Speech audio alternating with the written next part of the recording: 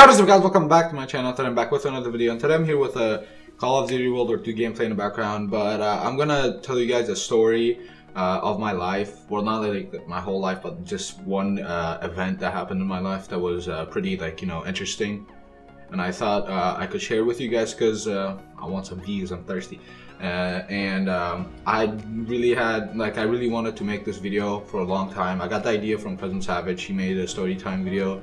And I was interested in one, so you know what, I was like, I'm gonna try to see if there's any interesting things that happen in my life. And so yeah, I have this one event, but before we get started, I just want to say that this is gonna be my first 2018 video.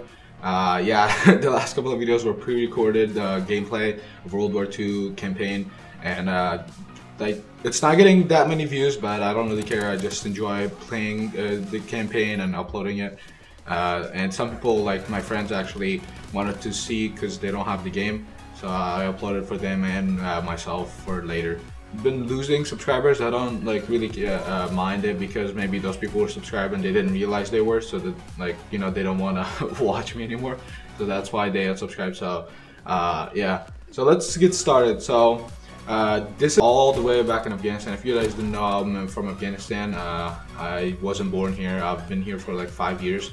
So I was in 4th or 5th grade, and we were going to school. The day was perfect. Like, everything was fine. The walk to school is from my house to the school is like 30 minutes, and every day we walked to school because we didn't over there's a lot of traffic, and we didn't have bicycles to go at the time. So we would just walk to school, which would take like 30 minutes. Schools in Afghanistan are not the same as here. It's like we left at 11:30 because the school started at 12:30, and we wanted to get there early because we had like 2 or 3 big soccer fields. So a bunch of people just played on that, so we wanted to go early so we could play too. So the day was perfect. Like, sky was blue, everything, like a perfect day basically. And we were going to school on that. We went to school. We got there around 12:10 or something. I don't remember exactly. I'm just guessing these times. And we played soccer for a little bit, and then we went to our classes.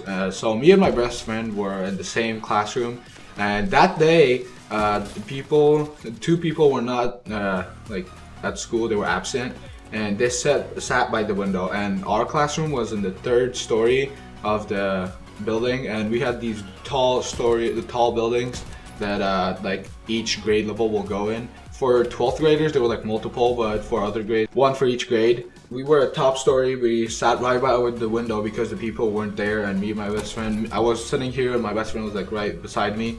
So we were right beside the window. 2 or 3 periods passed by, and nothing's really happening. We were having fun and all that. That day was could have been the best day, but it turned out to be one of the worst days of my life.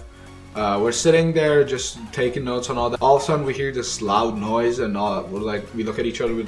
Someone probably dropped something at the bottom level, and it kind of made the noise because it was a concrete building, and if there's this loud noise on a concrete or something, it can echo throughout the building. So we thought it was that, and then all of a sudden another loud bang or gunshot goes off, and we look at it, we're like, that's not I don't think someone dropped it again.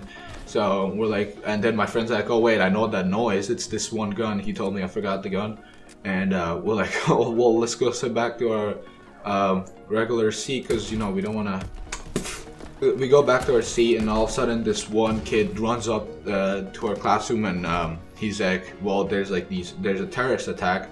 And it's like our school, let's say this is our school, and we had these huge walls around it because and also there was this American office right beside our school, and they had these huge walls around the whole thing because there's a lot of terrorist attacks in Afghanistan, and they don't want anything to happen, suicide bombers and all that, to get in and destroy a lot of stuff. So they had these big walls. And in that office my dad worked, and we were right beside it. The school was huge, really huge. It was like a college basically. It was like a high school, but you could go there from 4th grade to 12.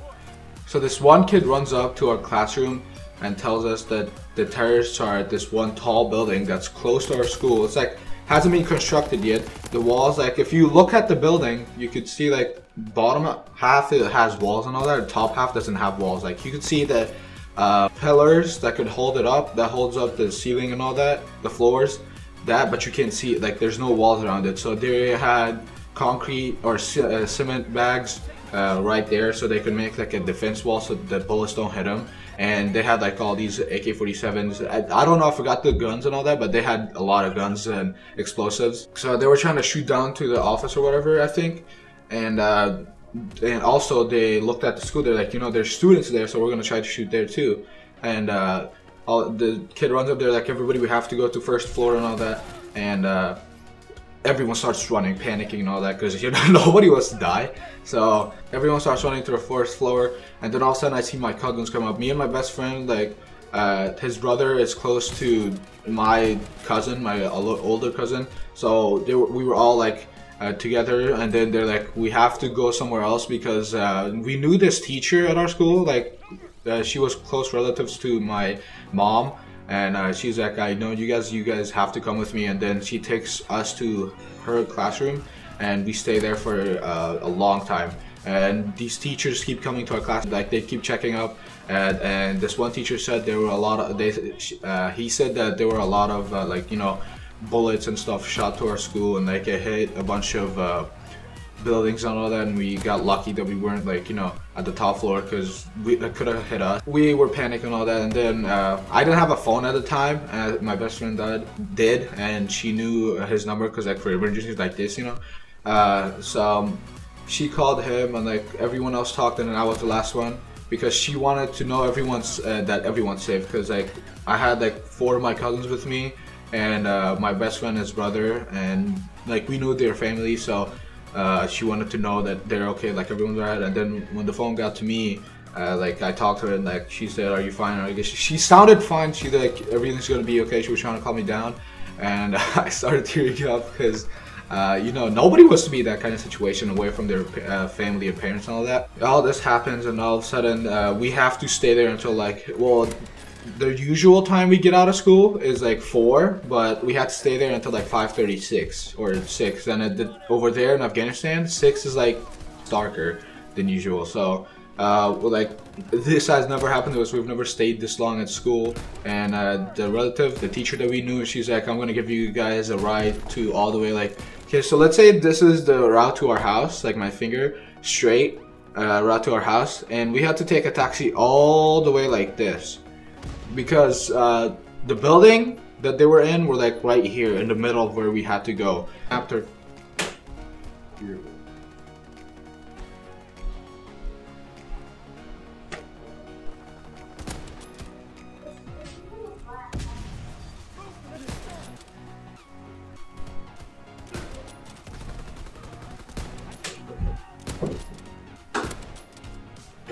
so if we went that route, there was a high possibility of us getting either kidnapped by the terrorists or whatever. We didn't want to go that way because it was dangerous. We had to take a really long route that took like about an hour to get home, and like when we got home, everyone was like, you know, happy and all that. And actually, I wasn't the one who was in danger. I told you guys that my dad worked at the office that was close to our house, and they were trying to get into that office.